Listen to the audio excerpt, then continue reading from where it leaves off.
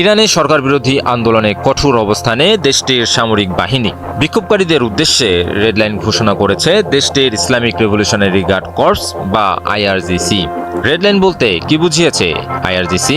বিক্ষোভকারীরা কি মানবে আইআরজিসির হুঁশিয়ারি? রিয়ালের রেকর্ড দরপতন, লাগামহীন মূল্যস্ফীতি আর অসহনীয় জীবনযাত্রার ব্যয়ের কারণে টানা 2 সপ্তাহ ধরে ইরানে চলছে ব্যাপক বিক্ষোভ। গত 2 দিনে ইরানের রাজধানী তেহরান সহ বিভিন্ন জায়গায় সরকার বিরোধী আন্দোলন আরও তীব্র হয়। অর্থনৈতিক সংকটের প্রতিবাদে শুরু হওয়া বিক্ষোভ দ্রুতই রূপ নেয় তীব্র সরকার বিরোধী আন্দোলনে। আন্দোলনের সময় বিক্ষোভকারীরা দেশটির রাষ্ট্রীয় গণমাধ্যম, আইনশৃঙ্খলা বাহিনীর গাড়ি এবং সরকারি ভবনসহ বিভিন্ন স্থাপনায় ভাঙচুর ও অগ্নিসংযোগ করে। শনিবার এক বিবৃতিতে আইআরজিসি দেশের নিরাপত্তাকে রেডলাইন বা চরমসীমা হিসেবে ঘোষণা করে সরকারি সম্পদ ও জননিরাপত্তা রক্ষায় সর্বোচ্চ শক্তি প্রয়োগের হুঁশিয়ারি দেয়।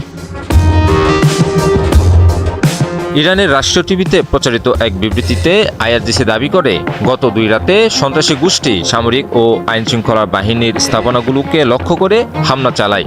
এতে কয়েকজন সাধারণ নাগরিক ও নিরাপত্তা সদস্য নিহত হন।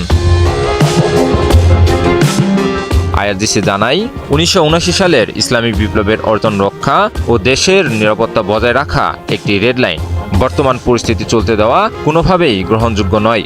তাই পরিস্থিতি নিয়ন্ত্রণে তারা সর্বোচ্চ চেষ্টা চালিয়ে যাচ্ছেন।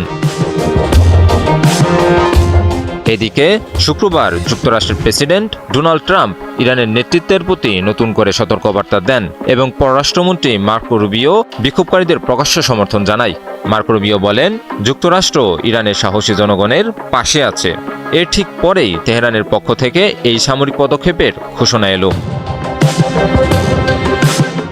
ইরান সরকার আগে থেকেই এই বিক্ষোভকে উস্কে দেওয়ার জন্য যুক্তরাষ্ট্র ও ইসরায়েলকে দায়ী করে এসেছে।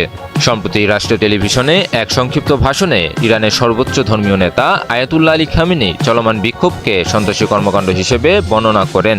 তিনি বলেন, বিক্ষোভকারীরা যুক্তরাষ্ট্রের প্রেসিডেন্টকে খুশি করতে নিজেরাই নিজেদের রাস্তা ও জনসম্পদ ধ্বংস করেছে।